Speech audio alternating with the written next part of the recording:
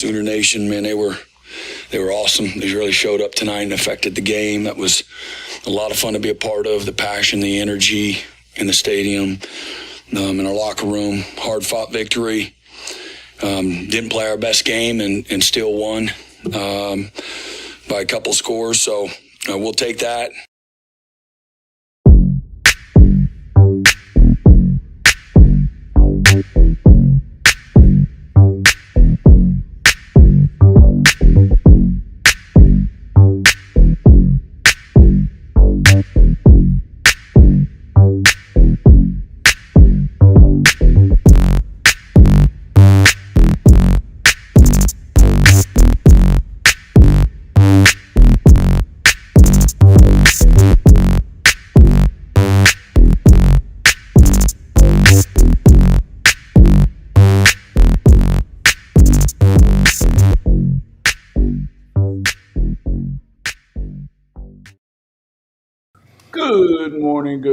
Good morning, and welcome back to the Sooner Recap. Hall of Fame College Football, Sooners 360, and in a couple of minutes, our boy from Horns Down Podcast, Kchris Griffin. Big win last night for the Oklahoma Sooners, 24-13. In the game, as you heard there from Brent Venables, wasn't perfect, but it was pretty dominant if you think about the way things went down there, Mr. Mason. Yeah, I mean, there's more meat on the bone. There's a ceiling for this team, and but if you can give us what we, if they can give us what we got Saturday night, I think for most games on the schedule, that'll put us in striking distance of winning fourth quarter games. If you can amp up the defense and amp up the offense a little bit, which I think there's room for those things to occur, then I'm not sure there's anybody on the schedule. And obviously, it's only 2 weeks in, but we won the big game, we won the premier game in the week, so we get to crow a little bit, we get to puff up a little bit. I think that's fair to say.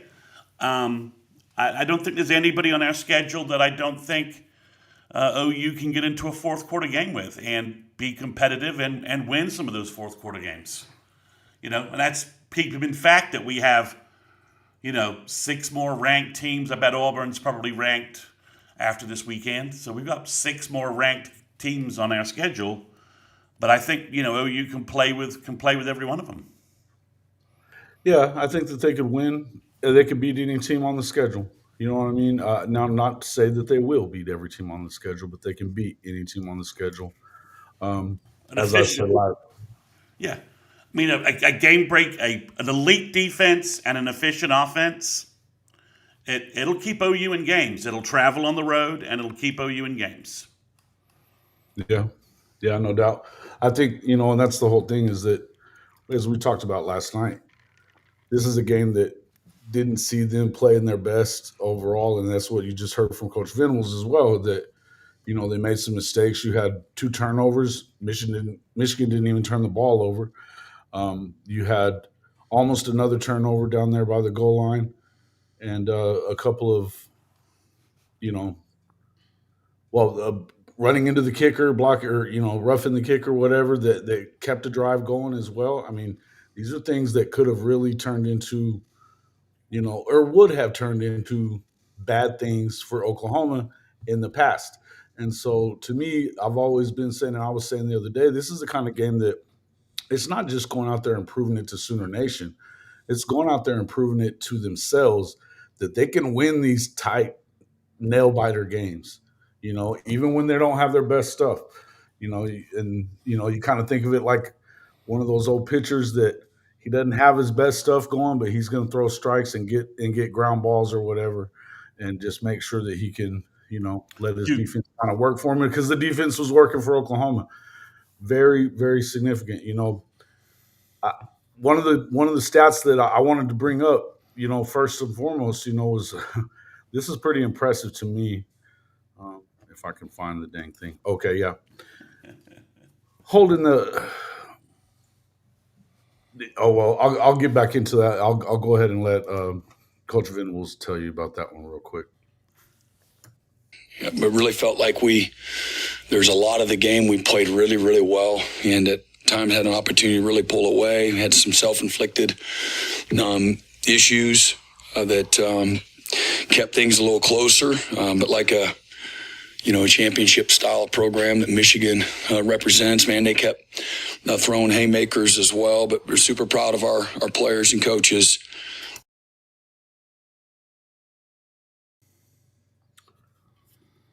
Yeah, go ahead. What do you think?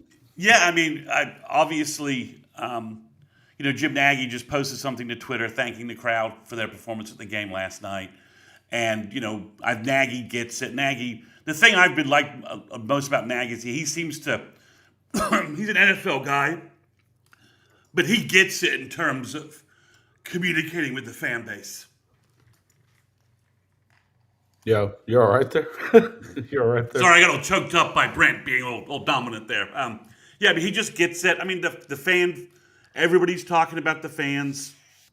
All the recruits are talking about the atmosphere being electric. You wanted a big night, you wanted a big stage, and OU got it, pulled it off, and did they put up an A+ performance? No, but when you have, it's like you talk about like a pitcher doesn't have his best stuff. So we gave up a solo home run, right? Our defense made sure that it weren't like the bases weren't loaded. Use a baseball analogy, right? We gave up a solo home run to Justice Haynes. Our offense put up enough runs that that our pitching took care of the rest of it. So to continue your baseball analogy, but there's just a couple of comments from Brent that I think that highlight. I'm the recruiting guy, so I thought he had this fantastic recruiting comment. He said, with the recruits, I think there's validation. They're looking for certain things, whether it's a quarterback that's looking for a place to call home with a certain style of offense. So Brent basically calling out Peyton Houston as much as he could without saying Peyton Houston, which he's not allowed to do. But yeah. Brent taking time in his presser to talk about recruiting and get that plug in for Peyton Houston, I thought was interesting. And then this is something that we've talked about on our leading up to this season. We had a lot of discussion, all the way from spring to August camp. And I thought Brent's comment, he said, we made a decision to not go into the portal and stick with our young guys. And he's talking about the cornerback spot. They've put in a lot of work. They're fearless. Man, they're a bunch of dogs. And Cortland Guillory was targeted 8 times last night and allowed just 1 catch for 6 yards. So, did we need because we were talking a lot about a portal cornerback, right? We need a veteran. We need a portal cornerback. And I think the decision by both Brent and Nagy, I think Nagy was partly telling Brent, there's no one in the portal who's worth what they're asking for. I think, and if you remember Nagy preseason, when he went to a couple of the events, there was that big donor event in Dallas. We had to pay a certain amount of cash to get in. And one of the notes we got out of that was that Nagy said he thought the secondary was the best group on campus. And we were all like, well, it's got to be a D tackle, right? It's got to be D end or set, So for him to say that, I think, we're starting to see some validation of that. I know Brent talked about the Haynes play being a bad fit. He made a bad call. He had us in a bad look. But overall, I think the secondary, it played great. I right now, Guillory and Gentry apparently got banged up. It's not his shoulder. I think he hurt I think he may have hurt his hamstring, but he was working on it. So they put Devon Jordan, Tulsa Union cornerbacks, just play for OU. Just going to get my plug in for that comment I made preseason, and he came in and he played well. So I think Peyton Bowen played well. Robert Spears Jennings. Again, our safeties, you're not just talking about them busting plays or not, when you're not talking about your safeties in terms of coverage busts, that's always a good sign. The one big play was just the Michigan guy making a stupid catch, and that happens, guys. Sometimes the opposition makes plays. But I thought that was fascinating. And then last night we were talking about the big drive, and just a little more context on that. The 16-play game-clinching drive versus Michigan is tied for the seventh longest drive, scoring drive since 2008. The drive took 8 minutes and 27 seconds, which is second only to a drive against Baylor in 2016. So we haven't done that in forever, and it's basically since 2016. So that's nearly 9 years at this point. Right, and that comes on the heels. That comes on the heels of a week when you didn't feel like the offensive line, or at least most people didn't feel like the offensive line had done its job. That wasn't getting any push. You really hadn't run the ball great, aside from Mateer Yeah. in the game. You're not. Most people aren't going to run the ball straight up against this Michigan defense that we talked about. Especially into the teeth of it. But you had some. I think a lot of people owe Javonte Barnes some grace and maybe an apology for some of the stuff. Hey, and me too. I'm one of them. I'm not saying I'm not, but Well, to go Styles. down there and put together a drive like that. As I said, I was talking uh, to a fan there, and we were right around that 10-minute mark, and he was saying, "We got to get some time off this clock right now. Got to get some time off this clock." And I was like, "Man, you're right." Next thing you know, there's under 3 minutes left as they're kicking it through. Styles make fights, and maybe Michigan's physicality and just that sort of Big Ten sort of physical nature to it suits Barnes maybe a little better than some of the wide open stuff, right? That it's sort of it's a mauling fight in a phone booth, and you can say lots of things about Javonte Barnes, but you cannot say that he's not his toughness, right? You can't say that he doesn't run behind his pads with some authority, and that he's not a tough guy, that he's not throwing himself at bodies to keep Mateer upright. I mean, like I said, other games I think maybe Barnes isn't the answer, but for tonight to match what Michigan was doing, Yeah. Javonte as a senior, doing everything to keep his boy Mateer upright, The that was big. I'll just jump in here. Hello, everybody. What's I'm up there, Hey, Kchris? Chris. Hey, so I'll say this right here. Right now, I'm fine with the running back by committee. Again, I didn't think the running backs did anything bad or whatnot, and I still look for Odd. I still think Odd. We still have yet to see the best version of Odd, but at the same time, right now, just kind of by committee, I'm perfectly fine with it because every running back serves a purpose. The biggest thing with Javonte is if he can continue to make timely plays and make tough runs like he did last night. He got Consistency, popped. right? He kept going. He kept going and getting those 4 to 6 yard gains, like we talked about earlier last week, Chris Mason. We on our recruiting pods, which we'll have tomorrow on Monday, guys. But look, the thing is that 3 yards in a cloud of dust. That's all we were asking for. Keep us out of 3rd and 7, 3rd and 8, 3rd and 12s.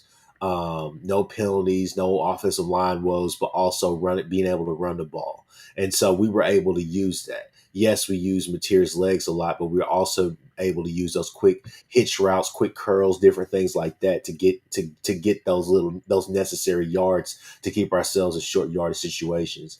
But right now, what I really like about the running backs is that this is different than when we had Kennedy Brooks back that year with Eric Gray, to where when Eric Gray came in the game, it was obvious it was a passing play, and it was obvious that Kennedy Brooks was just going to run the ball, right? So it's a thing that, hats off to Arbuckle for at least keeping Michigan guessing, right?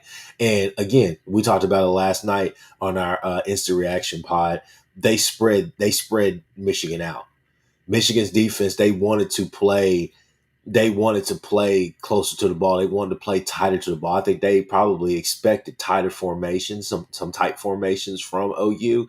That wasn't the case. They spread them out, and they looked good doing it. I mean, it was just one of those things where definitely got to chime in on that. I think the running back by committee right now, and the fact that we have Tatum back, I think X Rob is going to be good. So the thing that is great about that running back room right now, there's healthy competition and somebody's going to pop. I just have a feeling. I think that Arbuckle's going to figure it out.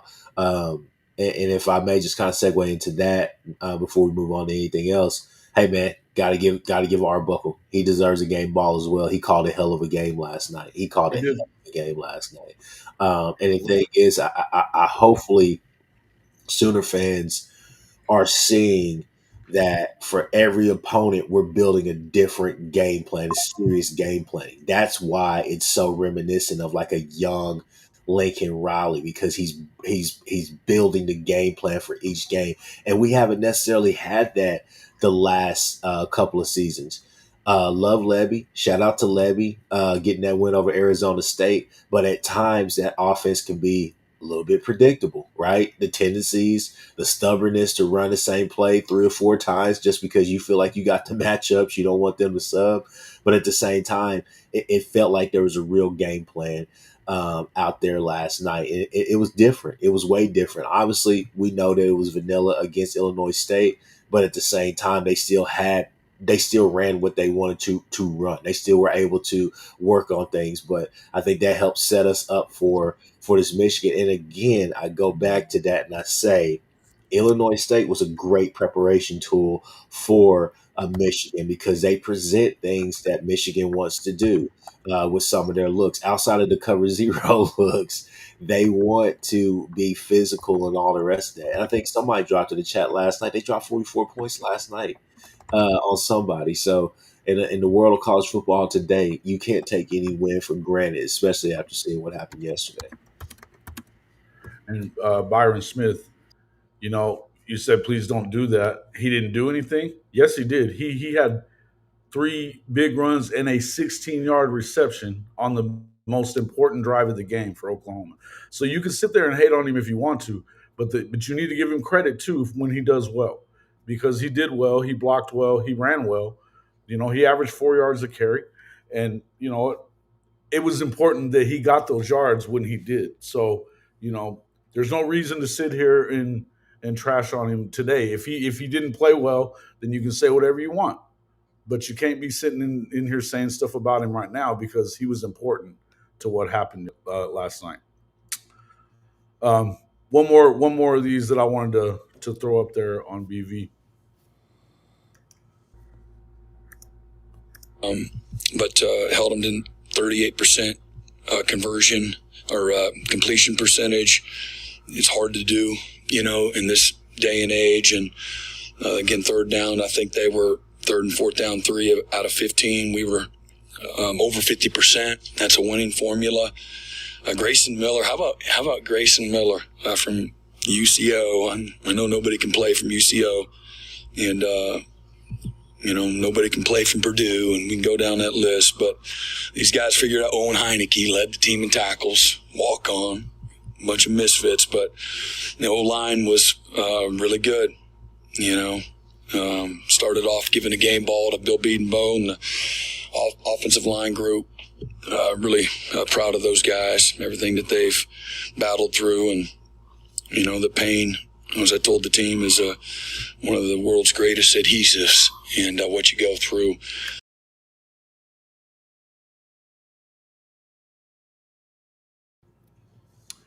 Yeah, as you said, a lot of misfits on this team that it put it all together though, and it kind of it's a pretty sweet little deal and a nice combination. And I think defensively speaking, I don't think that there's any doubt this is an elite defense with in every sense of the word, an elite defense.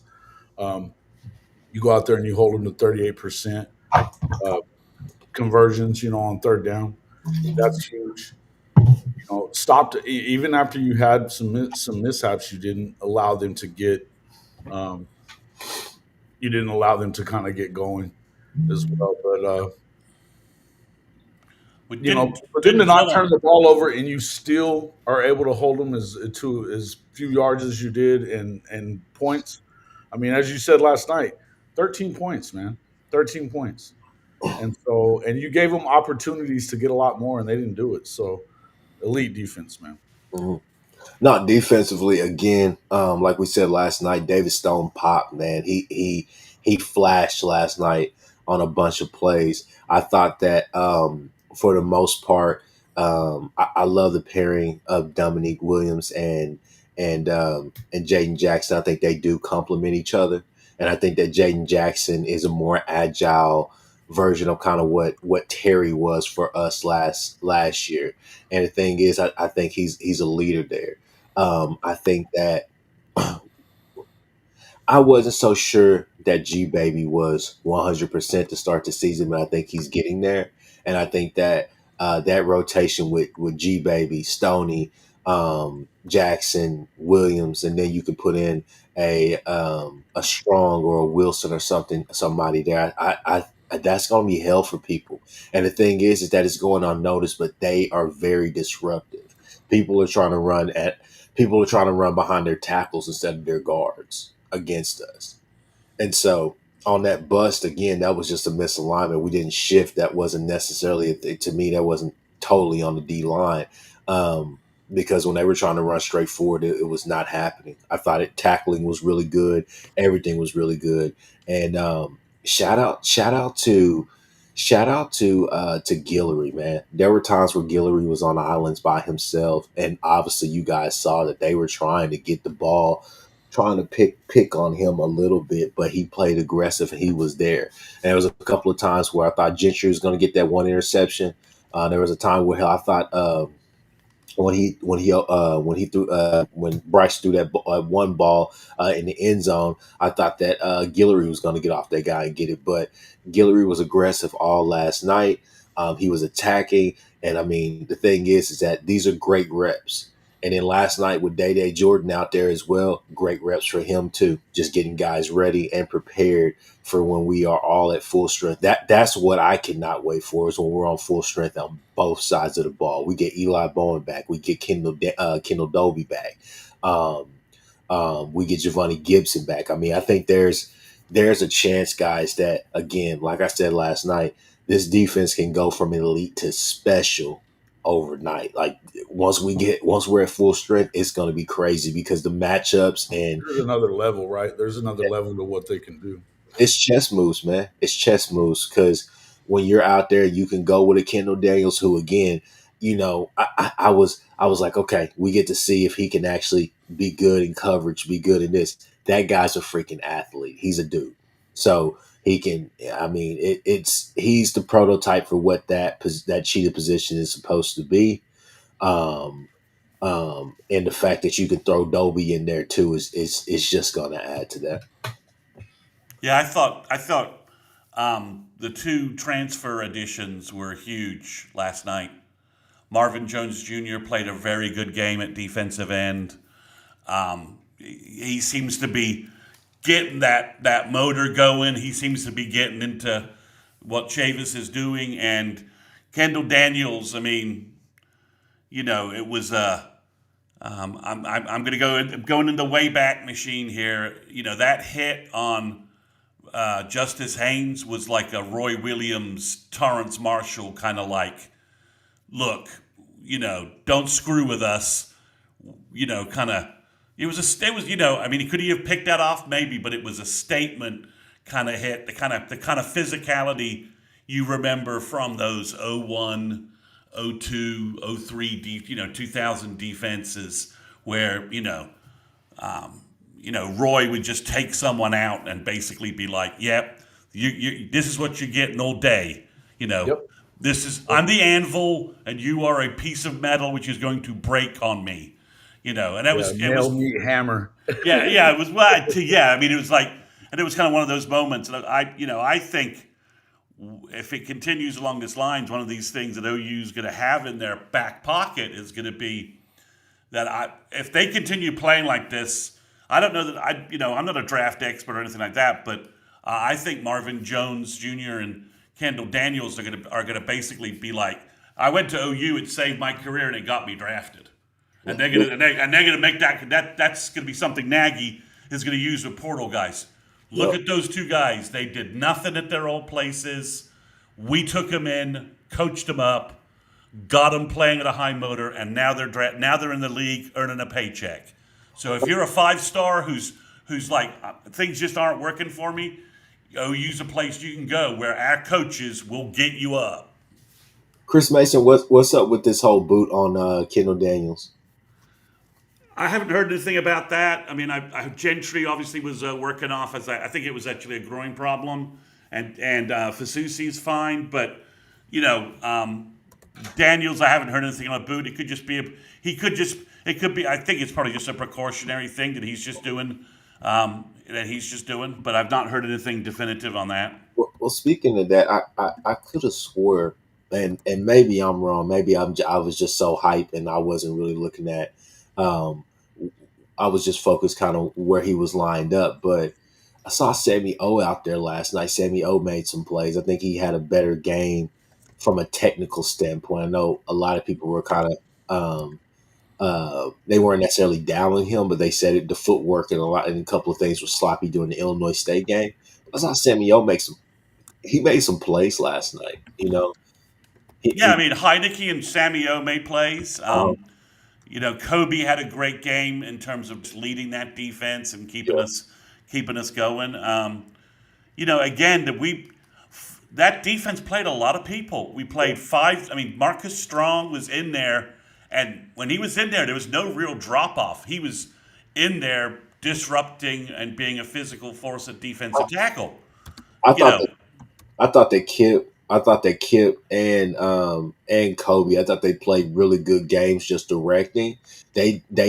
The defensive line was dominant last night in a way that they didn't necessarily have to affect the game. It was just a lot of gang tackling that was going on out there. And then the other thing was that, coming into the season, I've had a bunch of my OU friends at work and all, hit me up and say, man, I'm worried about our linebacker depth, man. But hey, I'll say this right here. I'll say it last night. I'll say it again. Owen Heineke ain't no Brian Meade. This is not just a tip of the cap. Well, to go further in the Wayback Machine, he's no Brandon Crow. Yeah, he is that guy right there. It not only does it show the confidence, it's not a feel good story. Kanik and Owen Heineke are not feel good stories. These are guys that deserve to play at this level, and I think he showed that last night with some of the action that you saw from him. But it's just a simple fact of let's be real. I mean, Kendall Daniels he's technically a linebacker for us, right? But that linebacker core is really strong and it's really athletic, and I think that's what I think. Obviously, would you have loved to have Danny Stutzman out there last night? Hell yes. But at the same time, collectively, this is what Venables, better defense overall, right? this is what he envisioned for that linebacker room, is just to be really athletic with a bunch of football guys, right?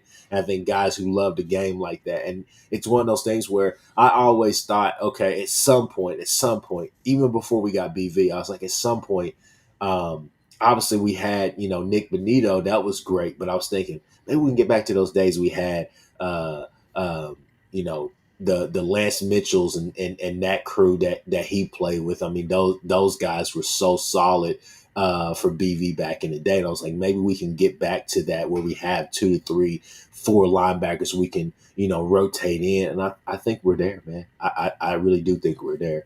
Barring injury, yes.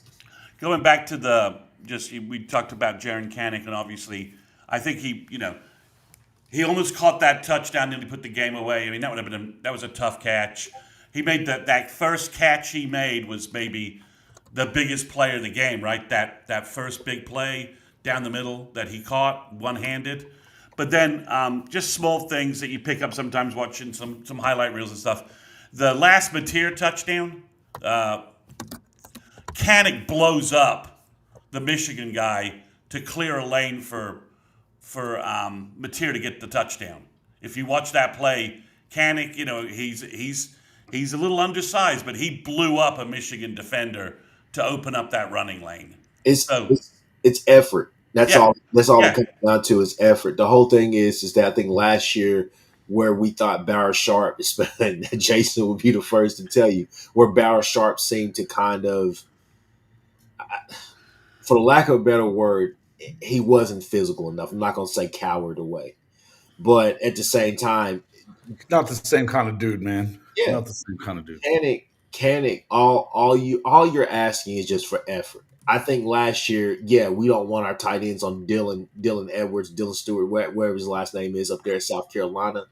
But one good hit to knock them off, of course, that's a split second that gives Mateer time to work, right? That's all that you're asking. You're just asking for effort plays. And the whole thing is this is a game of leverage, guys. Get underneath that guy. Knock the hell out of that guy. That's all you need. It's just a split second because we have the backs, we have the quarterback to make those plays, and that's all you're asking for. And I think the thing is that as long as you're battling your ass off there, that's all that matters. And I think that you saw that last night collectively from the offensive line. It's what Eicher's been screaming for the last few years. If you don't know your assignment, at the very least, find somebody, knock the hell out of them. Let's keep it going. And I think that you saw that last night, and that's what I was really happy about with the offensive line. And Now that offensive line stuff, and I think we got to kind of focus on that too. And that's what BV was just talking about. They gave him a game ball to Coach Beanbo and stuff like that. For them to have the turnaround that they had, be able to go down there and that was literally, I mean, what did you say? It was the second longest drive or third longest drive to end in points in 20 years or something like that. Since 2016, it's the second longest Oh, okay. drive since 2016. That's 9 years of football, though. I mean, and you have to go back to 2008 for a drive in between it. So, we're talking, you're talking 17 years of football. Yeah, yeah, no doubt. But I mean, and that's when you start talking about being able to make, and that's why I was saying, I mean, we can't say anything bad about Javante Barnes. I mean, he's the one that he helped keep that drive going, and was able to find the holes that they were opening for him, and run through some trash, and make a couple of catches there, and it's to me, it was huge, man. The whole thing was huge. So I think that was big boy football at the end of the game, right? This is big boy football that you're gonna go in there and you got to physical it out and just keep that clock running. I thought it was great, man. I just thought it was great. And to me, again, I said this last night, and I'll say it again. I think if Oklahoma gets to where they're trying to go, which is a playoff run, and we'll see what happens from there, they're going to look back on this game. Not, I would look at it probably if you're the offense and maybe even your special team stuff. You look at it as this is probably a C game. That was probably their C game. You know what I mean? John Mateer and this offensive line, now they can believe. And so now that if you get to where you want to be, I feel like you're going to look back on this game as a real turning point in this program's maturation under Brent Venables, right? I think you found your 5 offensive linemen, presuming that they can stay healthy. And that's a huge win. Game 2, we now know who our best 5 offensive linemen who should be out there are. That's huge. And not only do you have a line that I think can get better this year, you kind of got a hint of the line for the future too, which I think is big, right? That, when you're looking at the offensive line, it was Fasusi, Ozetta, Makula, all 3 who could return next year. Then you got Weiwu and Simmons, who are both seniors, but we know next year or sometime this year, Foji's going to be ready at guard, and we know Howland is already right now can play right tackle and play right tackle well. So right there, you've got 7 pieces. You've got, I know it's tough for Everett to lose his job to Makula. I mean, but that it happened, and I give Bill credit for moving with those 5 guys, going with Fasusi, because now Fasusi gets, a game against Temple. He gets to play against Auburn and the Falk kid, the first-round draft pick that Auburn has at defensive end. So he gets that fire. Then he gets Kent State, and he gets another week of practice. I think Fasusi's going to be ready for Red River. I mean, I think he'll be ready for Simmons and those guys because he'll be battle tested at that point. So, but I just said, just Too much that. out of Colin Simmons so far, anyways. I mean, he got dominated in the Ohio State game. Well, exactly. But I'm just recognizing the fact that he is a defense. Those guys will be talking shit to each other, right? Fasusi and Simmons will be like, all right, let's throw down. We're both 5 stars. You're from Duncanville. I'm from Louisville. Let's throw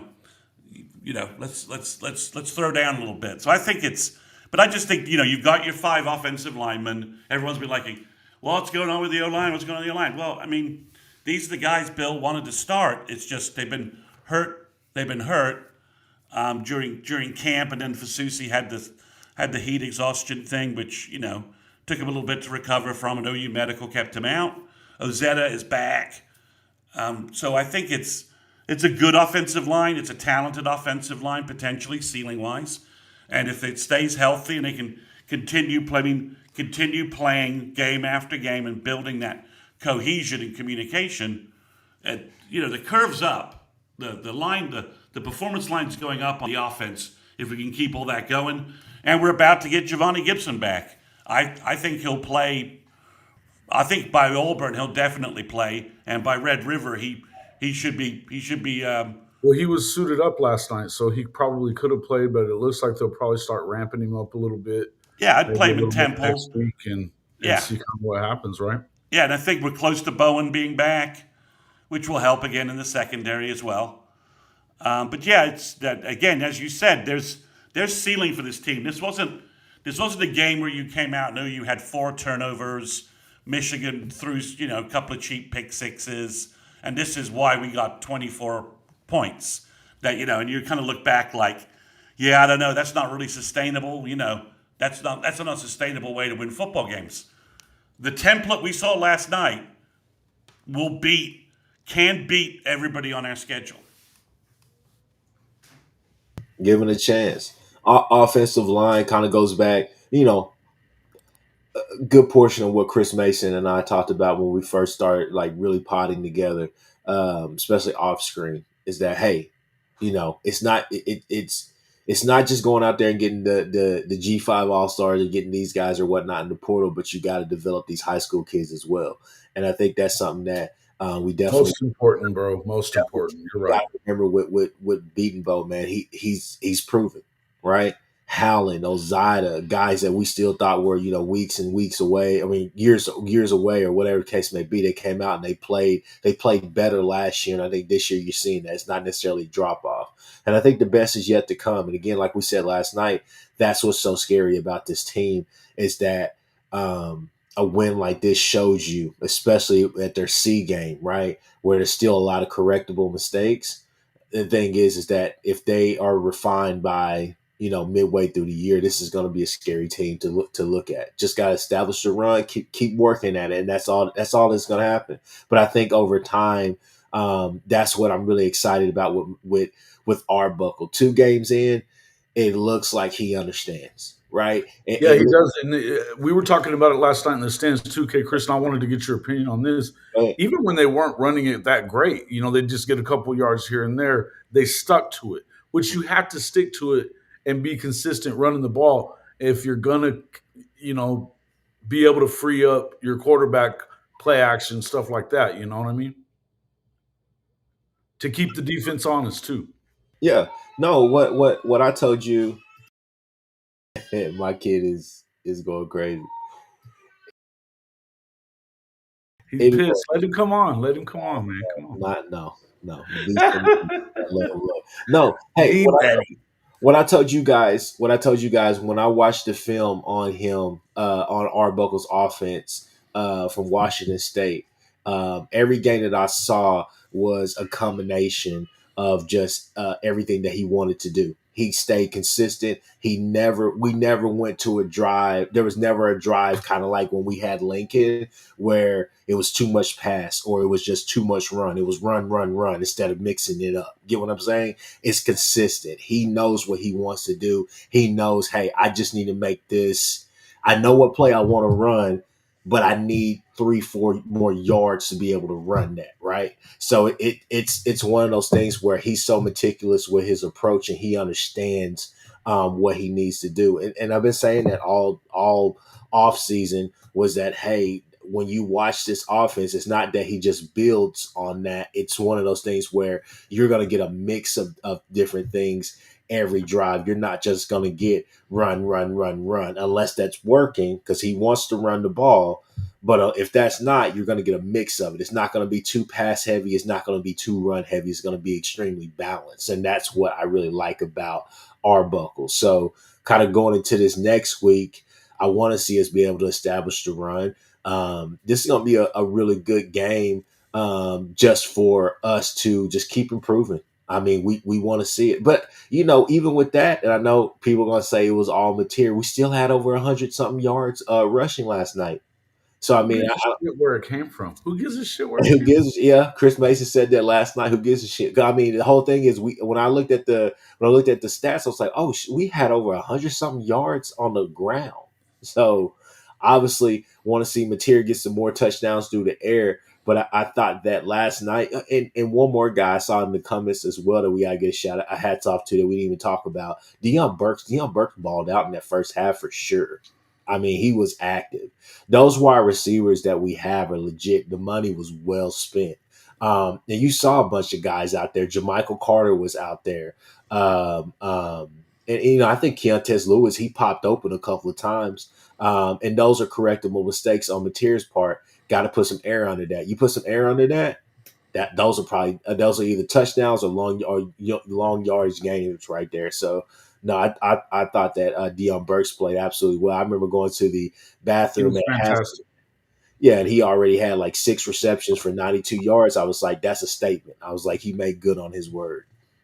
Well, and he also, that's what I was saying, that there was a bunch of Michigan fans in the section that I was in, a bunch.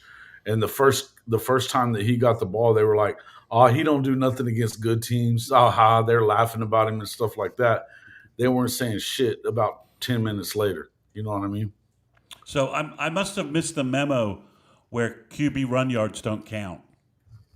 Has football changed? I forgot. It seems like sometimes people act like, I remember watching Jamel in the 80s. QB run game sure as hell counted in the 80s. So does it not count any longer? I'm just kind of confused by some people's comments. Hey, the last time that we won remember the Red River game? They were talking about whoever wins the rushing battle, whoever gets to 100, you better have 100 yards or a 100-yard rusher. And guess what? We didn't get it from Tawi, but he ran pretty good. But you didn't get it from Barnes. You didn't get it from Sawchuk. You got it from Dylan Gabriel. And who won the damn football game? Wherever you get the yards from for that game is what you needed. Who gives a shit? It baffles me. It's like, okay, oh no, Mateer ran too much. Okay, well, he ran too much against Michigan, right? Who may be the best interior run defense we face all season. Yeah, I mean, no doubt. And I I mean think that's situational, their entire. Right? It's a situational thing. And I think the other thing Arbuckle showed is there was a great interview with him preseason where he was sort of like, adapt or die. You're always evolving. You're always doing different things. And as Kchris said, we did different stuff last night that we hadn't showed before, and he's going to dial up different stuff for Auburn. And he's going to dial up different stuff for Texas because he is, he just gets it, and and more so, I think, than definitely Jeff Lebby. Not to knock on Lebby, props to him for winning a big game last night. Arbuckle understands game control and game management and time management. I mean, we saw that. He understands. Dial it back. We don't have to. Didn't never see that as much from Lincoln. And yeah, I mean, you don't have to die. You don't. When Bob was there, it saw a little bit of it. But when Lincoln left his own devices, 217 onwards would sometimes be like, "What are you doing, man? We don't need it. We don't need the speed right now. We need to, get in and complementary offense that you can't design a better complementary drive than our final fourth quarter drive. again, And I think that this is the point that I like this point the most. Dilligaff says that the good thing about him running as much as teams will have to defend that and will open up the offense more in the rest of the season. And that's correct. This is a situational deal. You may not have him. I'm not saying that you want him running as much as he ran last night, week after week after week. But however you need to manufacture the running yards, you need to manufacture them either way. And I'm not saying it's going to happen from week to week, but if they know that they have to defend it and they will, then that's going to open it up for these other guys as well. I think it's the same thing we've been saying about Kanik, and what a freaking amazing performance from him last night as well.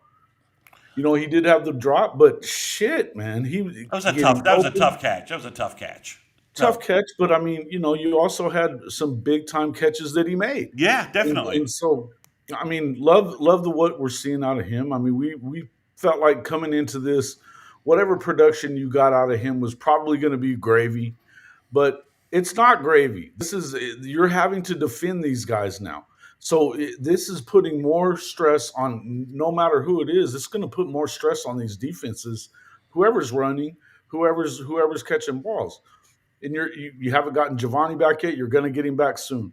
You know, I feel like you know in the red zone area, I would have liked to have seen them getting Ivan Carry on in a little more too. There's a couple of guys I'd love to see, but I think overall you got to take what you can get, you know, and just the fact that they're willing to go out there and put it on the line and win a game like this. And this was an important win. If they lose this game last night, everybody in here is losing their mind, losing their mind. The season's over, you know, whatever. Listen, they found a way, and I don't give a shit who got what. I think it's situational. I understand what people are saying, but I think you have to look at it on a game to game basis. And I love it that you have so many different guys that can step up. And it's all about matchups, right? We may play teams next, coming up that just don't have that level of interior run stopping defense. I mean, this is Michigan's bread and butter. I mean, and this is and OU did what they needed to do, which was okay. We need to use Barnes as a blocker for Mateer and free some things up and do some different things and keep them on their toes and keep hitting them with the running game jab and just not drop back 60 times, because we could have done that, just drop back 60 times instead. And, probably don't win the football game, but have more passing yards.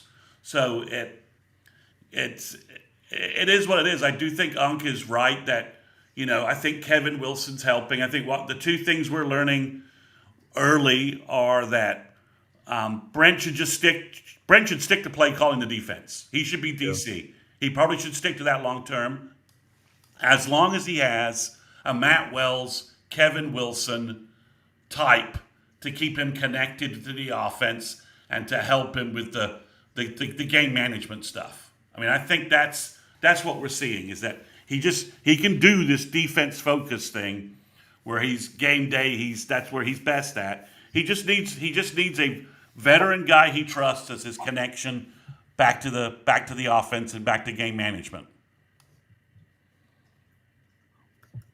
Yeah. We got a super chat here. God, I wish Kanik would have made that TD catch. Did you see his post-game interview with the Wolverine claws? Dude is a troll. He is a troll. It was awesome stuff, man. But I loved it, man. And when you win, you can be colorful, right? When you lose, that shit is annoying, right? It's like what I think about Beamer, man. He's always being stupid after they lose games. Nobody wants to hear it. And is there to maybe hit another topic outside the OU arena just for a second? How happy are you, Kendall Daniels, being a star in a primetime football game? Then you're not on a plane flying back from Oregon, where you should have left your coach on the freaking tarmac. Hey man, the crowd went crazy when they played that inside of the stadium before the game. I was clapping. A lot of the other people. 9-3. They haven't lost that lopsided since Oklahoma became a fucking state. And OU was the team that did it to them. Yeah. And it was OU that beat them that badly last time. So bad. I mean, Lanning was going for 2 every time. It was almost it was laughable, but it was almost to the point where it's like, He started kicking. He started kicking 1-pointers.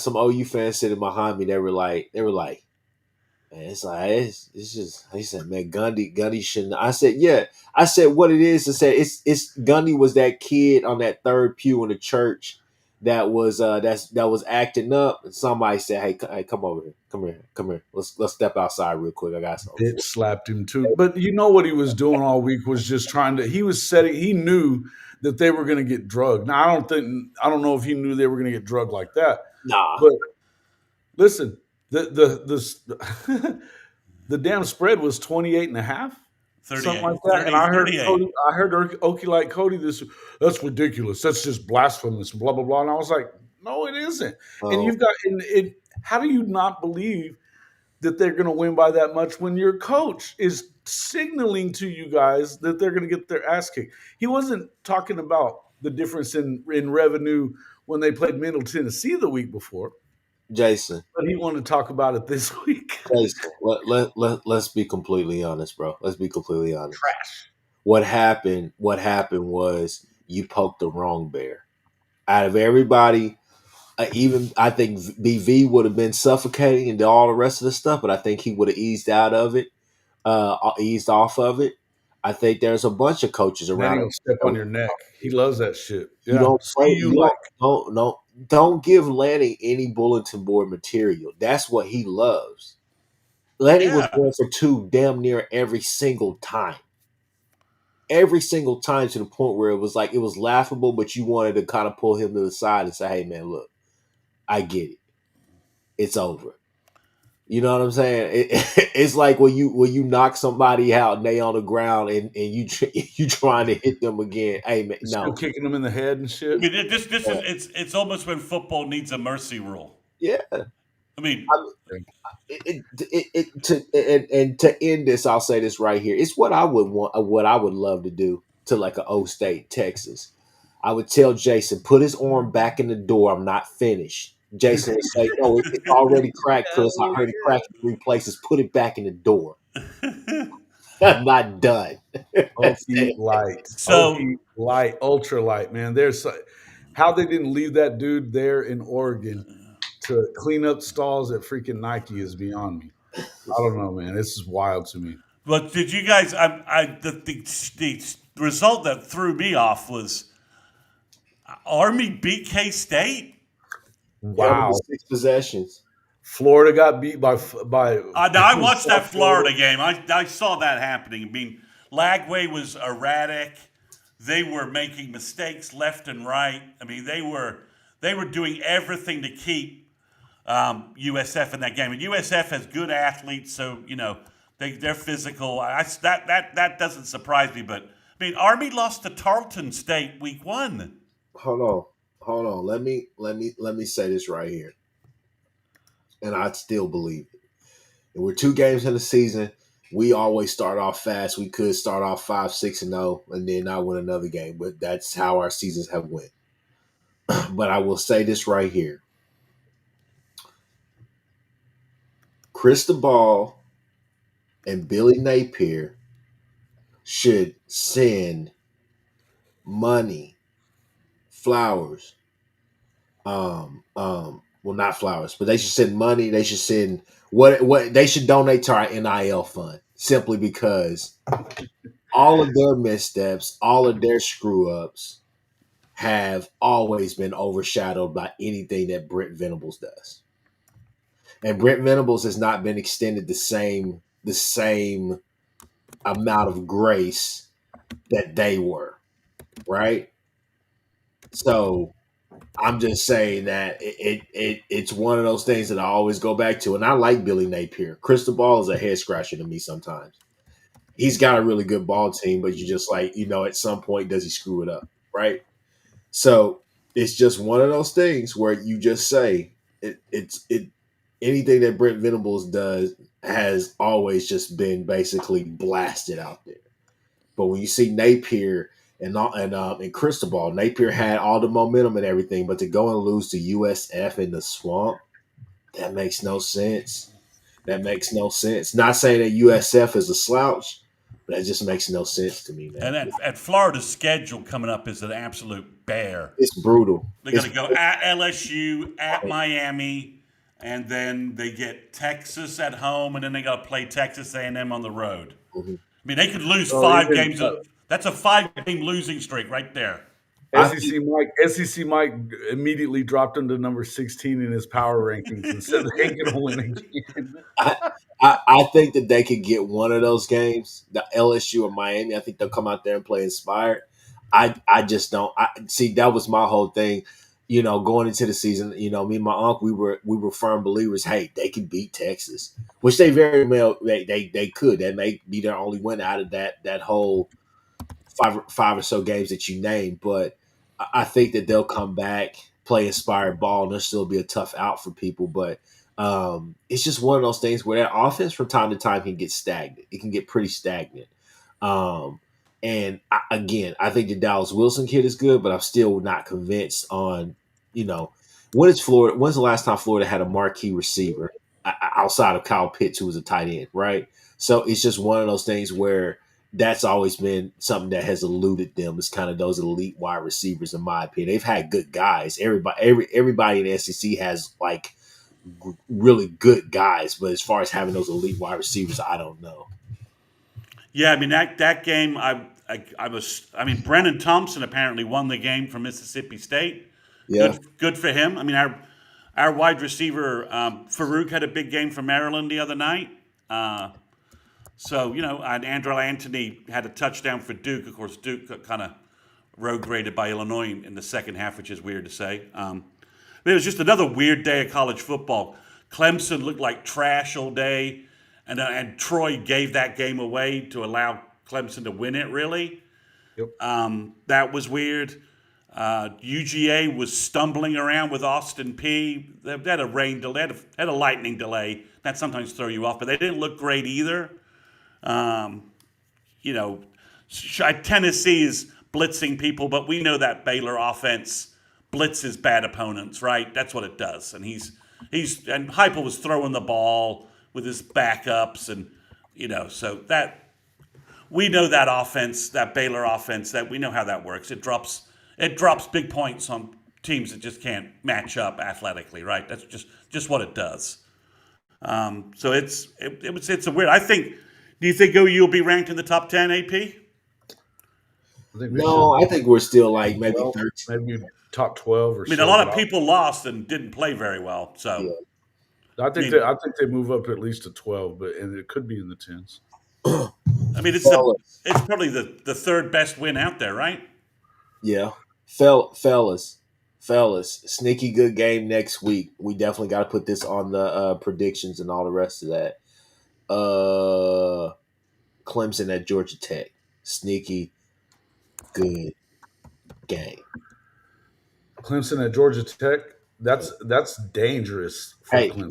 We got some really good games next week, man. I believe a certain person on this panel has picked Georgia Tech to beat Clemson and get into the college football playoff. Hey, I'm just saying this right here. There's some really good games next week. I'm glad that we play at 11.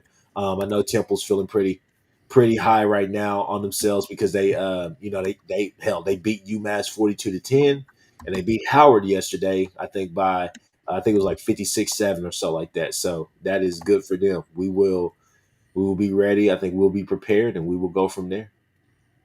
Yeah, it was again the fact that post game you got Pate, McAfee, Klatt, all of these guys pumping, talking up OU. It was a great environment for the recruits. There's lots of recruit comments. Jalen Brewster was there. Cooper Hackett was there.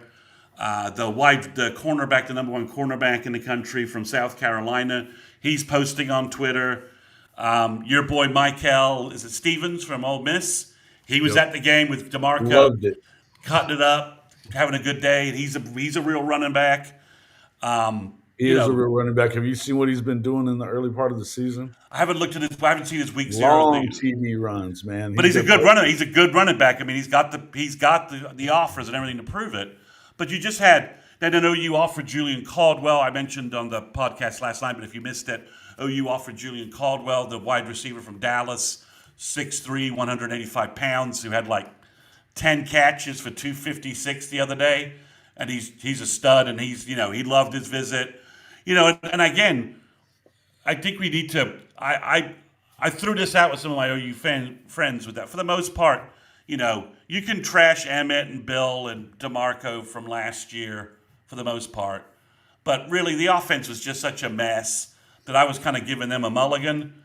But guys, our wide receiver group, it looks like Emmett Jones has somehow rediscovered how to coach again. Oh, all of a sudden he couldn't coach. I know that was one of the funnier narratives. I'm like, okay, guys, whatever. Looks like he can coach again. He can certainly, recruit.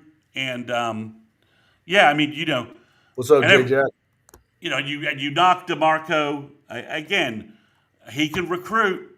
We'll see how the season goes and what needs to shake out after that. But again, Bill had a good day. The offensive line he wanted to play, he played, and he stuck with it. That was a freshman.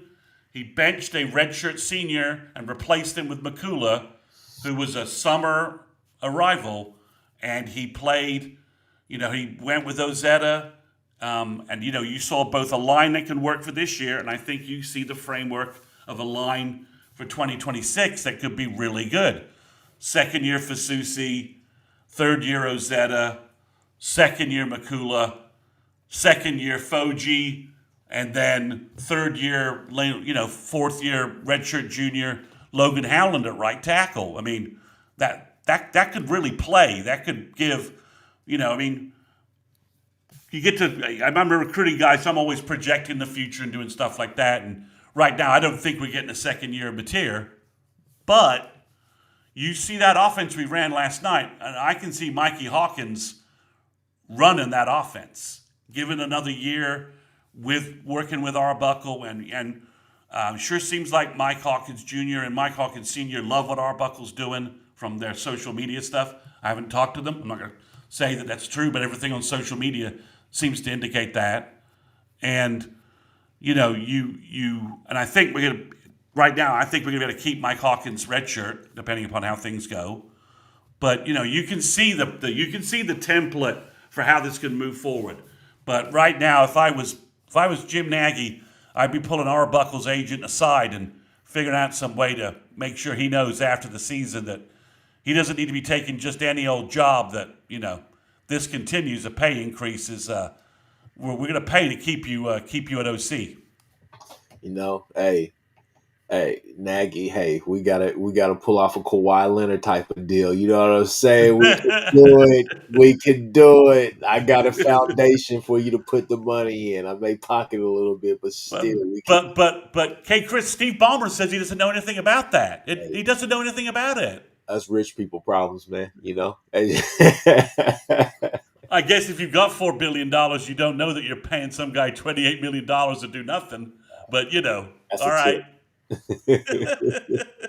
But no, man, no, I'm really excited about this team, man. Last night was y'all just hear me out on this, okay? Last night was that was the first time that I could truly say OU had, and maybe the Tennessee game, maybe somebody say differently. Last night was the first time I could truly say OU felt like they really were in the SEC. They really did. From a crowd standpoint, is what I'm trying to say. It felt like they were in the SEC. The student section was loud. The little palms, this and that, all the stuff that they were doing. It felt like an SEC environment. And I know a lot of the Michigan fans that came down, they told us, they were like, hey, campus is beautiful. They were like, it's been great here. Fans are great. And they were like, hey, we're gonna have to pay you guys back next year. Not talking about, winning or losing, but talking about the overall experience. They were like, hey, it was like this. I've been to a lot of games, a lot of different places. It's like this is hype. There's like the video presentations, this and that. They were like, man, y'all got me hype on this. Like it was, everything came together last night. They Presentation, were showing love. They yeah, were showing love for the most part. There was yeah. a few that weren't, but for the most Fan, part, they were showing love. fans showed up in a tremendous way, man. You know, everybody been saying it took all of us, and it really did. I mean, it was loud in there. It was It loud. was loud. It was, man. It was louder than it got, and I thought it was loud last year during the Tennessee game. Yeah, And they stayed full throat in the Tennessee game. But I'm telling you, it was rowdy in there last night. Hey yeah. guys, I haven't been on campus. I keep hearing great things about the North Oval tailgating. Will you guys have a chance to walk by there? Is that just hyped up, or do you guys think it's making a difference? I think it's great. I think we had a good time there yesterday. But yeah, You think it's there was a working? lot of folks out there pretty early on, man. Pretty You think early it's on. doing what it's accomplishing what they wanted to do? Mhm. That's good because that was always you go to Bama, you go to Florida, you go to these different places, and obviously Ole Miss has its tailgating scene. It's nice that apparently OU's found something that's sticking with the North Oval. I do want to give hats off to. I think Michigan. Obviously, you want them to pull the reins back a little bit off of Bryce. I think Bryce can work. I think Bryce is going to be good. That's a good football team, yo. I mean that is defensively. They still Oh, he try was to good. contain. He was good too. He was They good. were they were. It wasn't necessarily that Michigan played a fundamentally sound game. Only problem is we just made plays, and that's what's going to take sometimes. Sometimes you just have to make those plays. Those were two good football teams last night, and I do see Michigan. Um, Michigan's going to be a problem for a lot of people, especially a lot of stuff. And that's something. I'm glad I said that. Defensively, one of the things I think that's gonna go. Uh, uh, Basically unnoticed was the fact that with all of the different shifts and the movement and stuff, even though it was simple from there, it wasn't anything simply, extremely complicated or complex. But with all the movement, all the RPO and the kind of the side to side action and some of those speed guys, I mean, they were when they snapped that ball, guys were moving. That was one of the first times in a while that I seen a BV defense be prepared for that, right? Yeah. Meaning that it was eye discipline, meaning that on the RPO, we were there with the right guys. And I saw guys, um, we had a guy that was ready for the running back, whoever was, doing that. But anytime that it looked like Bryce Underwood was about to do a bootleg and about to pass or whatnot, we were there. And some of those passes that he missed on, those were a cause of the fact that, hell, he's having to run towards the sideline. He's throwing fadeaway passes. My uncle leaned next to me. He said, "Hey, man," he said, I kind of feel like he's rattled. He's starting to throw off his back foot. He's starting to try to make plays. He's starting to be antsy instead of just anticipating things to happen naturally. So shout out to the defense, man, because they were an assignment sound for the most part. Obviously outside of the 75-yard run. Hey, so Unc is asking me if uh, KJ KJ Ford. Ford showed up from Duncanville. I don't think he did. Right. Josh is the one that from Scoop that had that info, and he was uncertain. He was Right. uncertain about that. I will say, I'm trying to catch up with some of the pods. So, Jason, I know you know the Crane and Company guys. Yes. And they had a nice recap, and David Cohn is the Michigan guy on that group. He He's is. he's a good guy, but his point was like he's like it's hard to be angry when you lose to a very good football team. He says I don't know that Oklahoma's elite. He goes, but they made plays and they're a very good team. And he goes and losing to that, he goes, it's frustrating, but you can accept losing to a good team that made plays. He goes, Mateer made plays. He goes, that guy makes plays. He goes, and their defense, they make plays. He goes, that's a good. He says, I don't know that they're elite. I don't know they're a playoff team. He goes, but they are a very, very good football team. And, and I wish we had taken advantage more of some of the opportunities he gave us. He goes, but that goes back to their defense just playing well as well. Playing great. Playing great. He goes, it was tough to watch, but but when you lose to a good team, That's Similar to making what Mays Madman said last night too. Kind of you know, same stuff. when you lose to a good team where they're making plays, tip your hat, move on, and get better. Yeah. Don't whine about it, and just move on. And I felt like, the Crane guys. I think that's one of the better podcasts out there. They don't Oh need man, me. they're killer, man. They They do a don't. They great don't job. need me to. They don't need me, but they do a good. They do a good job. I think out there. If you don't follow them on YouTube, I'd recommend you give them a try. Most definitely. Watch Most their definitely. Michigan game reaction. It's short and the other interesting thing was David Pollock is now doing his own single standalone podcast. Love it too. He has a guy with him, and Pollock's just like he was loving John Mateer and Brent Venables last night in their in their recap. And he's just like that OU defense. He says that's a Pollock's he played on those great Georgia defenses in the when he was there, and he's like that's a defense I'd like to play on. That those guys fly around with bad intent and just throwing themselves and just bashing people. He goes, Oklahoma, again, he said the same thing. I don't know that Oklahoma's elite, but they are very, very good, and they have a stud dude at quarterback. Well, if they're not elite, they're showing that they're getting close, though, and that's the main thing. Is you don't expect a finished product at this point, but what you're expecting is for them to continue to improve on the things that we feel like they're maybe a little deficient at. You don't want to see continued. I think the special teams, it stumbled a little bit last night. That doesn't mean it can't still be very good on special teams. I think you got a good kicker. I think you've got good returners. I just think that, it was a bad night. But overall, and shout out to MT13. And honestly, I there was a bunch of guys in that section that were talking about how awesome they thought it was in Norman. That people had been asking them all day how they were enjoying being there. That they just thought it was a great community and stuff. So shout out to the fans in and around the game area. You know what I mean? They've been giving Michigan people love. And welcoming, even though they kicked their ass. So it's good. You know what I mean? And people are saying good things about it. But on top of that, you showed up and showed out and got loud. And that was important. And Coach Venables talked about it. It was very important for the program. So I love it. Mr. Dilligaff, another super chat. Jaden Knott will be referred to as Jaden Knott until proven otherwise. So says the football gods. Listen, I think Kchris is probably right that at some point he's an All-American in the past.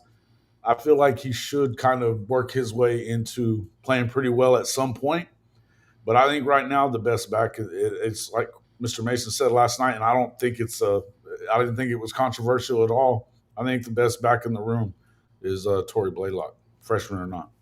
Yeah, I mean, I think, every time this is the first time OU's played Michigan in 50 years, right? This is a massive environment. And if you're an OU fan, head to Ann Arbor if you can, because we're not going to get a chance to play this game. We're not going to have these guys regular in the schedule. Go to Ann Arbor. It'll be early in the season, so it won't be freezing cold in Michigan. Find a way to get a ticket for that game, because that's going to be, it's like going to Notre Dame. If you had a chance to go to Notre Dame a couple of years ago when Blake Bell beat them, and the Belldozer beat them, and it's a great environment, great people at the games. So I think the chance to go to Michigan is huge. I mean, I think if you obviously I'm going. If you can get in, great. It's a pilgrimage to the big house, man. You got to go. Yeah, I mean, this is too. I think part of it is when Michigan fans are in Norman, they're not like a fan base that's they know real, right? They've won national championships. Absolutely. They are not. It's not false bravado. They know they're a good program. They know that they're a real program, and they have, Big Ten schools have massive fan bases. So it's not surprising they showed up in large numbers because, again, this is 1976. This is the OU with the three Selman brothers shutting down, Michigan. It was legit. That's hallowed Hall of Fame kind of shit, man. That's the last time we played. So, it's like I'm just excited that they're playing these games, man. And this is what I've been saying a lot, Mr. Mason, is that I'm really glad that the SEC went to this 9-game schedule because and that they did this strength of schedule thing. They added even another metric to it. And the reason why I'm glad about it is because now nobody has an excuse to not play good football teams and to continue rivalries that matter. USC, shut the fuck up and play Notre Dame. You know what I mean? Nebraska, shut up and play Oklahoma when you can. You know what I mean? You need these things. Oklahoma State, whatever. Yeah, I think that may be a huge reason why they're falling apart is because that competitive, the ability to be competitive, you've got to be good enough to be able to play Big Brother.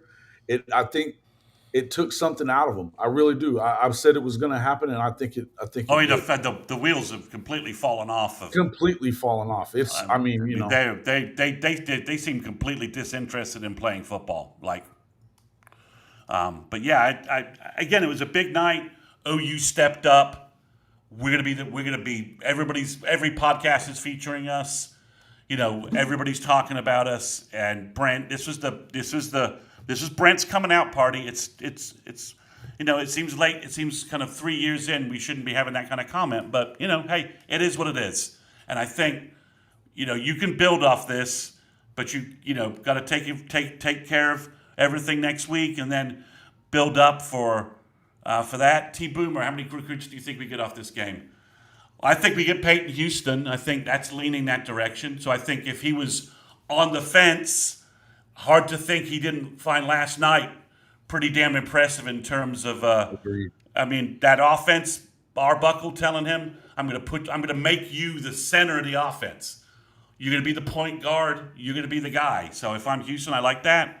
Same with that receiver that he's been recruiting anyway. I think that, Yeah, I mean, we'll see. I mean, there's so many guys, it's hard for me to say. I mean, there are guys like, that name, not big names people don't know, but Gus Corsair, big center from Kansas, was there last night. That's like his 5th visit to OU. Montre Jackson, a lot of 2027 kids. I think there's a half dozen 2027 kids we get who attended last night, who OU's been building a relationship with. And then they're there in that environment, and it just puts OU back in the forefront, keeps OU in the forefront of their recruiting, and they'll be back for other games. I mean, that's the other thing is we have a great lineup of home games. That was always the thing that the Big 12 was killing us with, right? You'd have these, shitty home games against Cincinnati, Iowa State, and I don't know. Cincinnati was a cool trip, but yeah. But I mean, we just wouldn't have our home schedule was just crap, right? Unless OSU was good and they were in Norman, the home schedule was crap. But you've got this game: Auburn, Ole Miss, Missouri, and LSU. If we're cruising and we're winning games, this isn't a one-time deal. We'll have big-time recruits in for those other games, and we'll get these guys back for second. The local regional guys will be back for more games. And, OU, we won't have shitty 12 o'clock kickoffs all the time. Although I don't know what the Auburn kickoff is. I don't think they've announced it yet, right?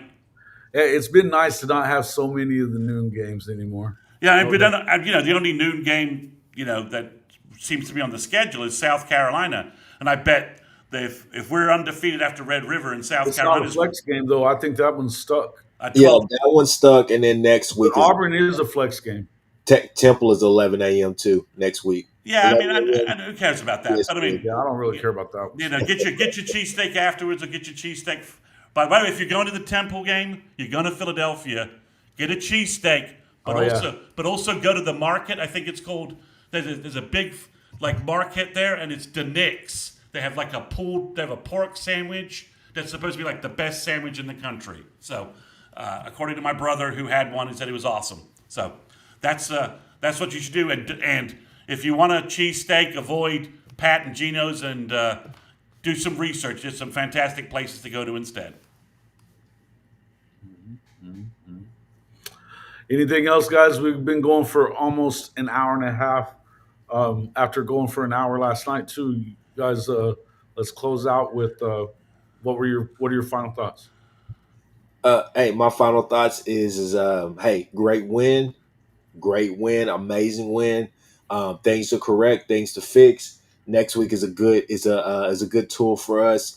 No matter the opponent, Temple, whatever the case may be, they're feeling better about themselves. We feel pretty damn good about ourselves.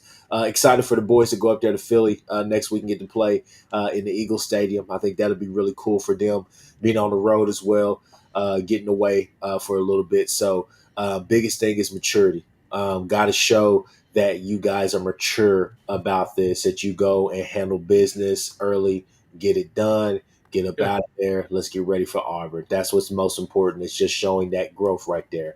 Are you the team that we believe that you are? Let's not play around with this team and let it linger on. Let's go ahead and get this out of the way. Let's run good plays. Let's do everything. Let's stay healthy. The biggest part of it for me. And let's knock this out. That way, everybody in OU land can enjoy the rest of the college football landscape, because there's some really good games on next week. Great games. Mr. Mason? I'm the recruiting guy, so I'll just end with a recruiting note. You had an abundance, a cornucopia of high school football talent on campus, and you gave them the best show we've had in 4 or 5 years. So if you don't think that will pay off down the road if OU keeps winning, I've been saying it on multiple shows, OU just needs to win to reverse the sort of the negative recruiting stuff, and they made a big move in that direction last night. No doubt about it. It was big, and I'll just say that, having been there and stuff, I agree with what my guy Garrett said here. Best home game. He said best home game we've ever been to. Yeah, man. I think it's between that and maybe Texas Tech, that year, the jump around game, and then the game of the century. But honestly, they're right there. It was an important win. And just the fact that you were able to, I think there was so much on the line for the future of the program. Because you got to get a great start for this first half of the season. You really need to go into Red River undefeated. Honestly, I feel like you need to win that one too, to make it, to make sure that you're going to get, a real shot at the playoff. But I think that they're legit playoff contenders if they stay healthy. And because I think they're going to continue to get better, and their confidence is going to continue to soar. What I've seen from John Mateer is very promising to me. He just does whatever it takes to win. And he just seems to, as I said last night, I think that as much as I love Michael Hawkins, and I think he's going to be the guy when it's his time, I think that it's been huge for everybody on this football team, the defensive included, to have the injection of belief in this football team that you're seeing. There wasn't that. You haven't seen that in a long time. You just haven't. So it's great to see, and I think there's plenty of improvements to make. I'm not drinking the Kool-Aid just yet on national championship or anything like that. But I think there's no reason why you can't make the playoff. And I'd love to roll the dice with these guys. I really would. So love it, guys. Let us know what you think in the comment section, and keep sharing these streams. Make sure you hit that like button. Horns Down Podcast, Sooners 360, and Hall of Fame College Football. Hey guys, we're bringing you lots of great content. We're enjoying it all the way through, and hey man, help us help us reach our goals as well. Make sure you're hitting that like button and sharing the stream with others as well, man. Yeah, man. Anything else, guys? What we got? Appreciate everybody coming in. We'll see you all on the next one.